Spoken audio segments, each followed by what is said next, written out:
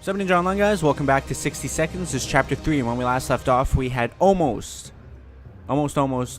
beat, survived our first game. Didn't have a few necessities that we needed, so hopefully this time around we actually pick up what we need and whatnot. Just because, obviously it makes it a little bit easier for us. But I didn't really know what we needed the first time, so I definitely need a flashlight. Something I should be on the lookout for. Gas mask would probably be good too, because I think there is a gas mask around here somewhere. There's the flashlight on the window there. The gas mask was back there. As soon as it starts, I'm picking up him. There's two. That up. Go. Let's go ahead and drop all this stuff off. There's actually a fair bit of time, everything considered here. Come on. There we go.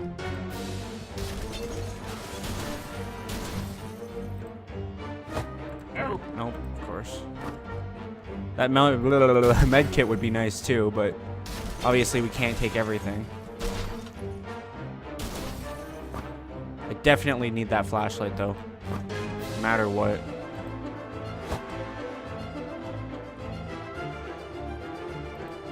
Now I'm not sure about my resources. I haven't really been paying attention to what I did pick up and what I didn't pick up, but we'll see if I'm okay.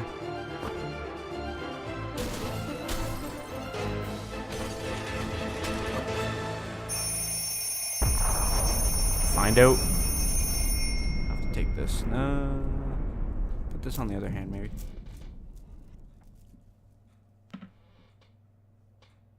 It's gonna bug me there too. I'm gonna just leave it on this hand. Day 1. Looks like we got a good variety of things. All of us made it into the shelter. Let me try that again. All of us made it into the shelter just a second before the blast. That was a close one. As long as we're all together, we can make it work down here. We remember hearing canned soup is healthy for you. We vaguely remember stashing some stuff here. So there's a radio, there's a checkers, and a can of soup. It's hard being down here, living here. We need to make the best of it, or else we might find ourselves in even more trouble. It's true.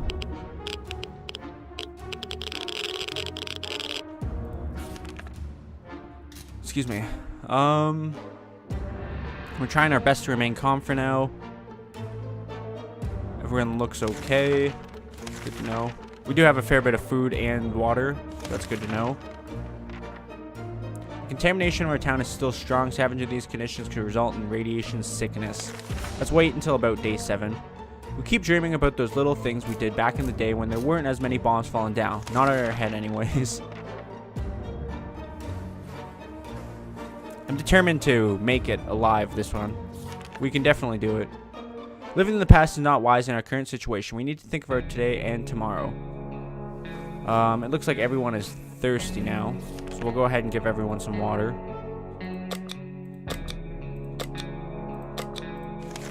We have enough water for 4 more days.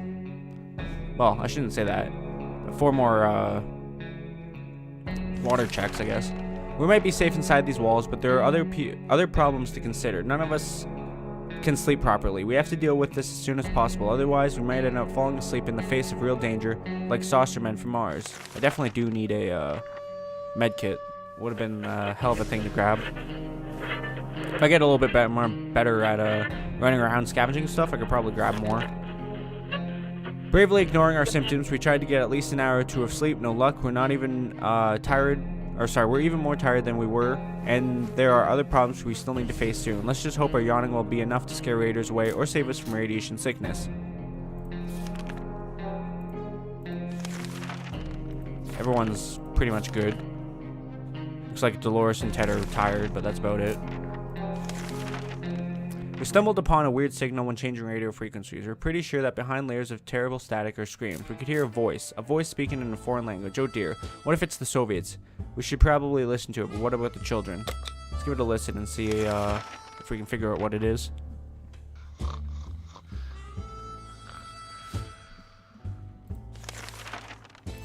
We were relieved at first when we figured out it wasn't Soviets. We heard Soviets we heard. Turned out it was Canadians, which isn't that much better. Either way, they're foreigners and we couldn't understand what they were saying. Not a word. How disappointing.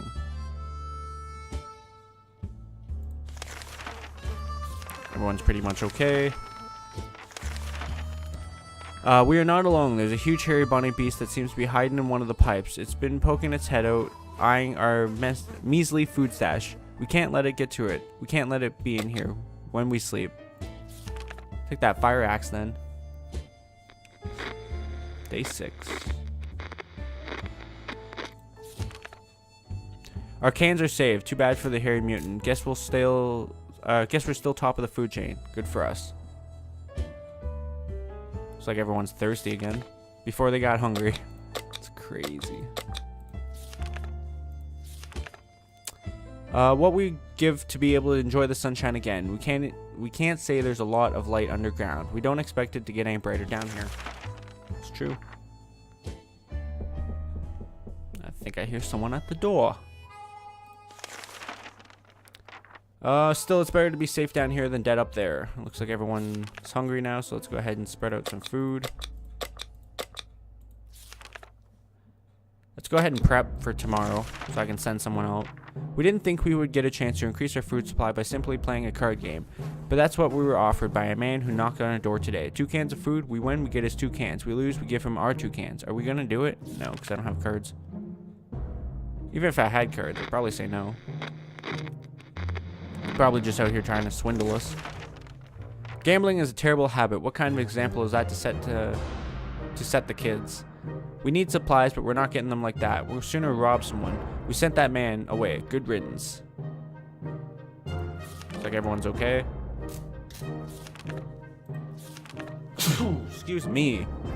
We're feeling pretty optimistic about today's expedition. The only thing left to do is choose the right person to go outside. Let's go ahead and send him out with the gas mask. Little Timmy there. Day 9. So far we're so good. I would think. Can we spare some water? Mary Jane has been asking about it all day. Timmy went out to the wasteland. He took the gas mask, and everyone else is thirsty as well.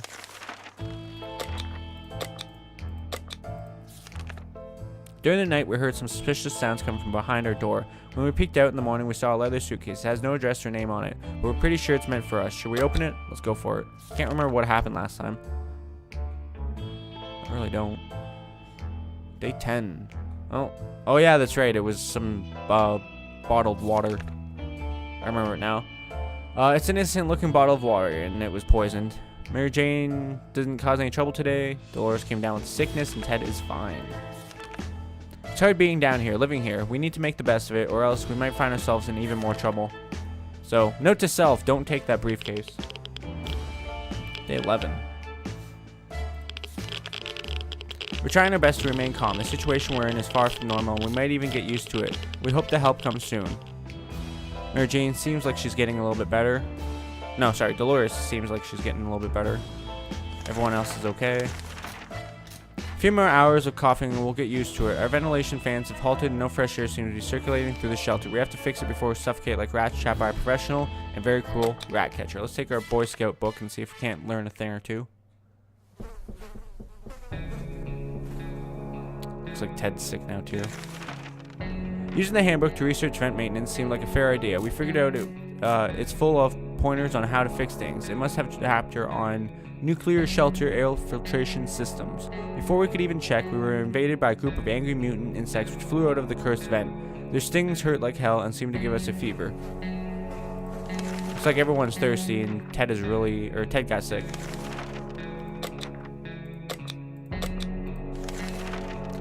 Wasteland is full of surprises, like this man on the other side of a door knocking and claiming that he is willing to offer a lot for decent ammunition. Shall we trade? No, but we'll take the checkers there. God. We offered checkers instead of ammunition. The visitor was quite confused and tried to explain to us what ammunition is. We pretend to understand nothing. It is very amusing until he left with our checkers board. Asshole. Mary Jane diet could use a little food. And feed everyone, I guess. Oh dear, we just remembered we planned on taking a trip south in 2 months. If it's still there, we're going, right? We're pretty sure they don't bomb warm places. Ooh, looks like Timmy's back. Timmy came back, though, with the food. He's the real MVP. We can make it work, even in Toronto. Question is, how do you find a boat to get there? We heard that it's the best way to get to Europe. What? It said talking about going south, and these guys are supposed to be in the U.S. So Toronto is north of anywhere in the U.S. and Europe is to the east. But okay, we were so afraid for Timmy, but he came back from the wasteland and is safe with us now.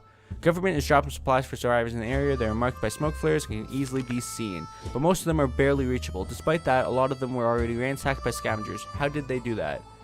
Looks like he found 2 cans of soup, though. He also found 2 bottles of water. Timmy's hungry. Would have loved a med kit, but that's fine. We'll wait a little bit. As long as we have food and water, we can stay locked in, but we'll have to leave eventually. It will be good to head straight to safety instead of getting ourselves into more trouble, if that's even possible in this situation. Our hope is that our brave soldiers will come to rescue us and take us to some well-hidden, well-stocked government shelter. Timmy had comics about those, so you know that it must exist. All we need to do is make contact with the military. Let's get on that, because I'm ready. Let's just do it, man. Let's get out of here. Good news, the government made radio broadcasting about extracting survivors from our area. The announcer asked everyone listening to wait a while longer and expect further communication in a few days. We'll be out of here soon. Looks like Mary Jane is hungry, or sorry, thirsty. Timmy's hungry. Dolores and Ted are thirsty.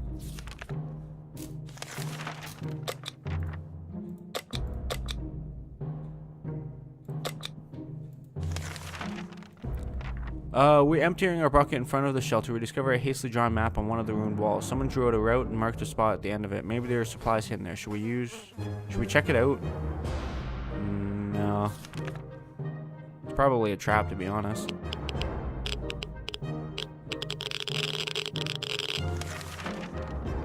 We might be missing out, but we decided against following the pointless drawing on the wall. Maybe someone else will be bold enough to try.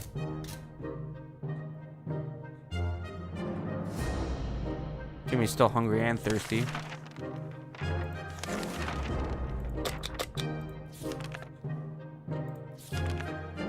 Timmy didn't say a word about it, but when he was outside, he scratched his hand on a wire or on some other rusty piece of metal. His wound is not looking pretty, and we need to do something about it. Well, it looks like you're losing that hand, Timmy. Or we're killing him. Hopefully it's just the hand, though. Timmy was very brave about the idea of cleaning up his wound with a heated axe blade. It was a bit painful, but it was soon over. The axe is in no shape to be used again, but Timmy seems much better. I thought we were just gonna, you know, amputate, but that's fine.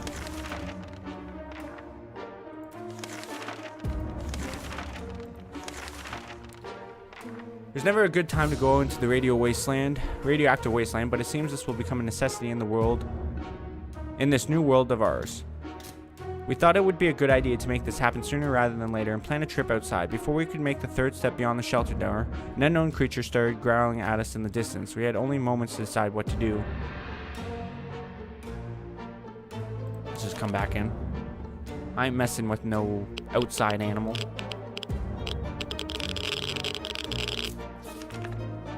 In other circumstances, we would have risked battling a beast in the darkness, but for some reason we felt that was not to our liking, so we screamed and screamed with terror. The creature was probably more afraid of us than we were of it. It left in a hurry. Can we spare some water, because Mary Jane is thirsty? Everyone's thirsty, but Timmy. Let's go ahead and get that expedition ready, because I'm going to be sending Timmy out pretty soon. Sleazy-looking trader carrying a quick... I'm getting all tongue-tied here. Sleazy-looking trader carrying an equally scruffy bag on his shoulder paid us a visit. He offered us a simple one-time deal for just 1 can of soup. We'll get the bag and all of its contents. We can't see what's inside, and the trader gives us angry glances every time we take a step towards the mysterious bag. Well, we have lots of soup, so we might as well try it. And it was a cat. Right on. As soon as the door closes behind the trader, the bag started to violently shake, emitting screeching, hellish sounds. Terrified, we backed up against the walls. When the beast finally escaped, it turned out to be just an angry house cat. The feline gave us a menacing look and promptly sat down in the corner to clean itself. Its collar says Shurikov. Is that its name?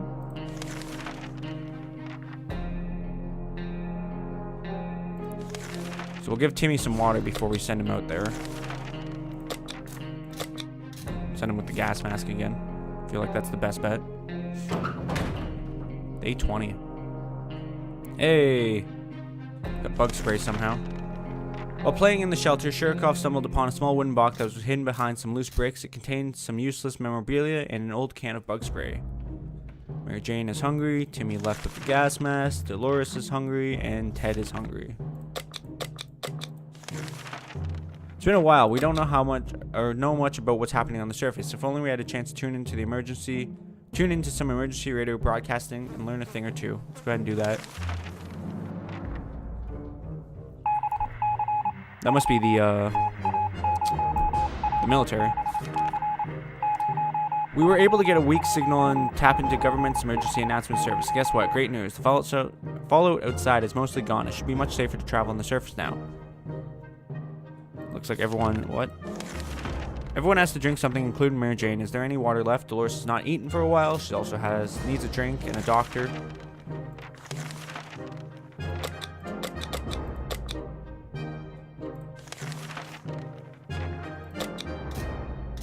No, let's not do that. I'm still waiting for the fucking military to get back to me here. I don't want to risk fucking it up, so... Let's not even bother with that radio. It's not like we're going to learn anything useful.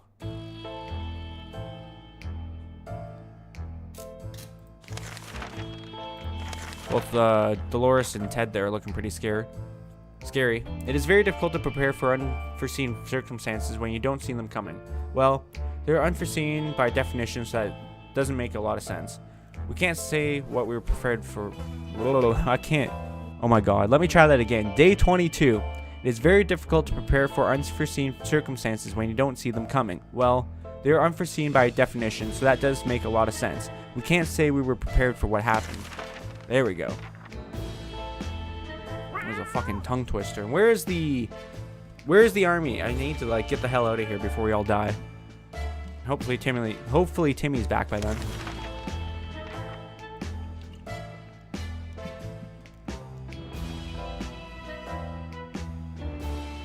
Day 23. Memories or not, we need to keep our heads clear and get a grip on reality ahead of us. Mary Jane is fine, but the other two are eh. While trying to pet the little devil, we found a piece of paper in its collar with an address scribbled on it. Could its previous owner still be around and word sick? Chances are slim, but maybe we should pay them a visit, or at least whatever's left of them. Let's not. Hey. Oh, well, there goes Dolores. Dolores' sickness progressed quickly. Coughing, fever, chest pains, she didn't recover. The cat made a choice to stay here and we'll respect it. Truth be told, if the previous owner cared about the cat at all, they wouldn't have let it run away. Maybe they weren't very good people. Maybe they weren't very alive after the nuke dropped. Either way, very careless. We're afraid for Timmy, but he's back with us now.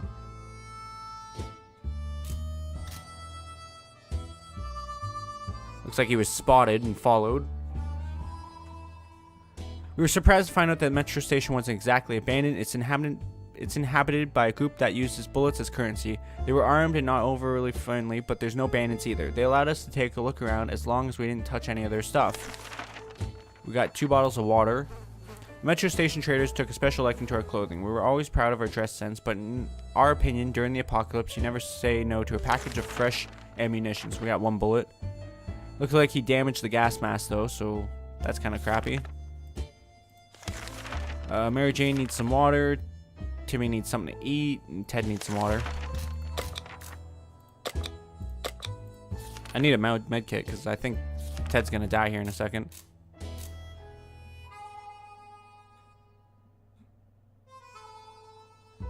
Son of a bitch. We received another transmission from the army. They'll be doing a quick sweep of the area and asked all survivors to leave markings at the nearest bus station to indicate they're around. The markings are to be made with cards. For fuck's sakes. Well, we're gonna die here. I think Ted's gonna die in this next day anyways. Not yet, apparently. Which is good. Son of a bitch. Timmy is still hungry. We'll go ahead and feed him. Let's go ahead and prep a journey. We keep dreaming about those little things we did back in the day when there weren't as many bombs falling down. Not on our heads anyways. I can't believe that. As if we needed fucking cards.